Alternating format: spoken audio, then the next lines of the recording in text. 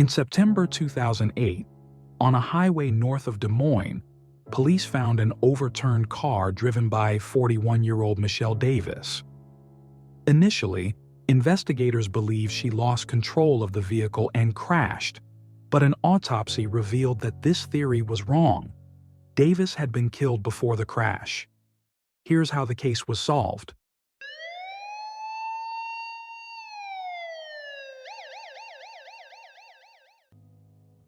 On September 11, 2008, Iowa's 911 service received multiple calls from witnesses reporting a major accident at the exit from Highway 235 north of downtown Des Moines. Police and paramedics arrived to find an overturned gold Mercury vehicle. The driver, 41-year-old accountant Michelle Davis, was found dead inside the wrecked car. Police initially concluded that Davis lost control of her car, hit nearby vehicles, and overturned. It was assumed she died in the crash. However, the medical examiner unexpectedly found a bullet in her skull during the autopsy. Michelle Davis was born and raised in the small town of Des Moines, Iowa. Relatives described her as a free-spirited woman who was always the life of the party and loved motorcycles. Shortly after high school, Michelle married her high school sweetheart, Bill McLean. By 1986, the couple had a son, Bill McLean Jr., but their marriage fell apart when the boy was still under 2 years old. Around the same time, Michelle met Randy Davis, a former Marine who had started a construction business.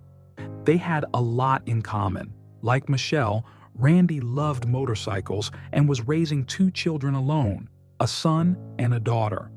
His first wife had died in a car accident caused by a drunk driver.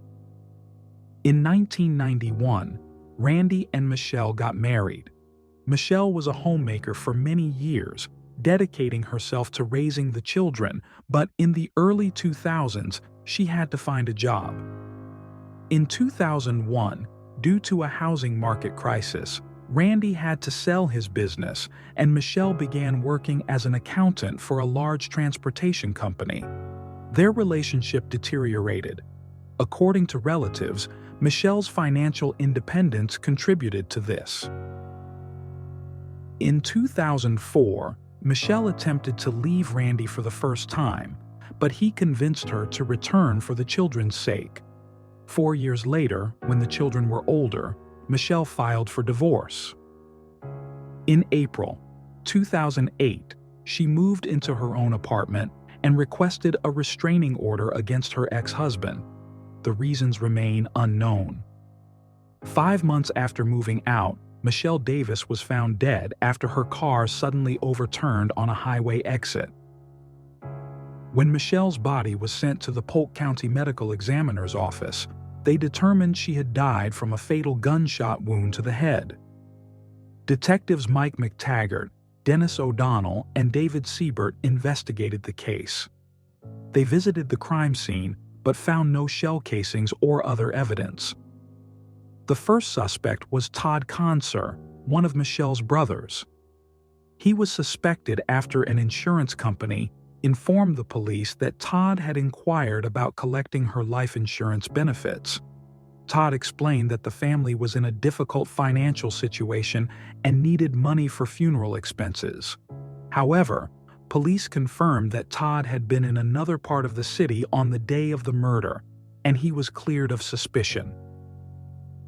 Next, investigators questioned Matt Jorgensen, Michelle's colleague and boyfriend, with whom she had started a relationship shortly before her death. According to colleagues, they had mutual feelings but kept their relationship private. Matt said Michelle tried to avoid her ex-husband to prevent conflicts. At the same time, the police conducted a ballistic examination to determine where the shot had been fired from. Experts concluded that the shot was fired at close range, but the shooter was likely in another vehicle, not the back seat of Michelle's car. The next suspect was Michelle's stepson, Josh Davis, Randy's son. Josh had recently left the Marine Corps and was living with his father at the time, said Detective McTaggart. He emphasized that Josh knew how to handle weapons, and detectives were concerned about his recent military background.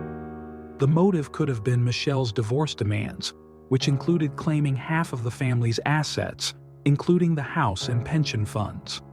However, on the day of the murder, Josh claimed to have been at a shopping mall with his sister, returning home around 3:30 p.m. and watching TV until his father came home around 5:30 p.m. After learning more about the murder, police decided to re-interview all the witnesses to the accident.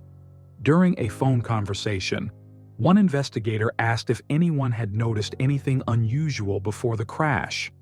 A witness recalled seeing a suspicious red Ford pickup truck driven by a man in a baseball cap. The driver behaved erratically, swerving from lane to lane, as if chasing someone or trying to escape. During his interview, Randy Davis said he returned home around 3:45 p.m. and that he and Josh later prepared dinner together. However, this contradicted Josh's previous account.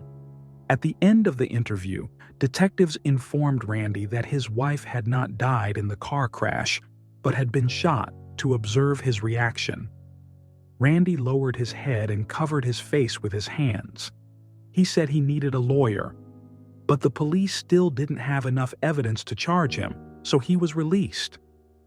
On September 12, 2008, police obtained a search warrant for Randy and Josh Davis's house. During the search, detectives found a cleaning kit for a .22 caliber rifle. The wound in Michelle's skull indicated she had been shot with a similar weapon. Police also inspected Randy Davis's red Ford F-150 pickup truck. The vehicle matched the description given by witnesses who saw it on the highway just before the accident. Soon, the Iowa Department of Transportation provided surveillance footage showing a red Ford F-150 following Michelle's car. However, the poor quality of the video made it difficult to determine further details. Police discovered that the pickup driver had waited near Michelle's workplace before starting to follow her. The camera captured the red pickup truck pulling alongside Michelle's car just moments before the crash. Police also analyzed Randy Davis's cell phone location data.